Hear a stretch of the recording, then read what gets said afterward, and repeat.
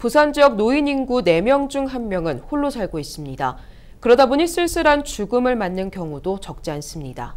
모든 책임을 행정으로 돌릴 수는 없겠습니다만 어려운 처지에 놓인 홀로 어르신들을 찾아내고 돌봐야 할 인력은 턱없이 부족한 것이 현실입니다. 차순영 기자가 그 실태를 취재했습니다. 지난 3월 금정구 회동동에서 홀로 살던 어르신이 숨진 채 발견됐습니다.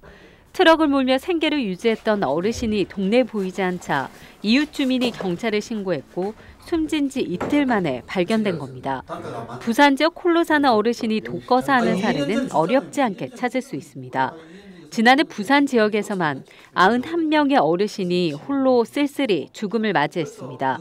그만큼 혼자 사는 노인이 늘어나고 있다는 반증입니다. 실제로 2015년 기준으로 독거 노인은 12만 6,724명으로 전체 노인 인구 51만 6,210명 중 24.5%가 혼자 살고 있는 것으로 나타났습니다. 독거 노인 수는 2012년 10만 4,019명에서 2015년 12만 6,724명으로 2만 2천여 명이 늘어 매년 7% 증가하는 것으로 집계됐습니다. 혼자 사는 노인이 늘어난다는 것은 사회적 관심이 필요한 사각지대에 있는 노인이 많아진다는 의미인데 아직은 해결해야 할 과제가 많습니다. 실제적으로 저희 구에만 7,200명이 넘는 독거 어르신이 계신데 그 생활관리사 선생님은 34분이거든요. 그 4분이 7,000명이 넘는 어르신들을 전수조사를 하고 그리고 그 일부 938명을 개입을 하고 있거든요. 생활관리사 인력에 대한 확충이 필요하고요.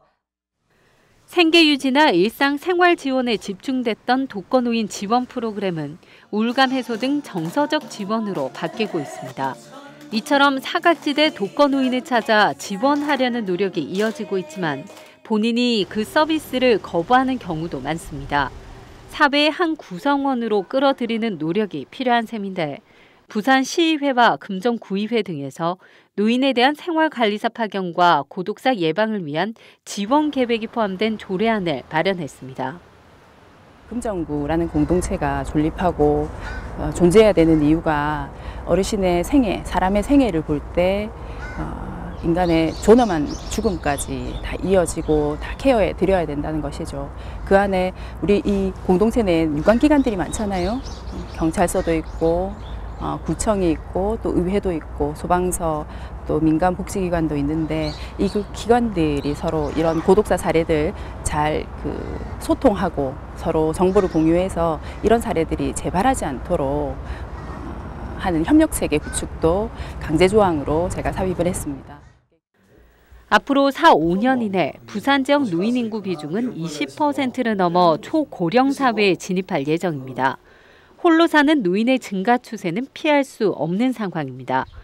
올 여름 폭염 속에 최소한 제대로 돌보는 이 없이 홀로 죽음을 맞이하는 일은 없도록 사회적 안전장치를 점검해봐야 할 때입니다. 헬로티비 뉴스 차선영입니다.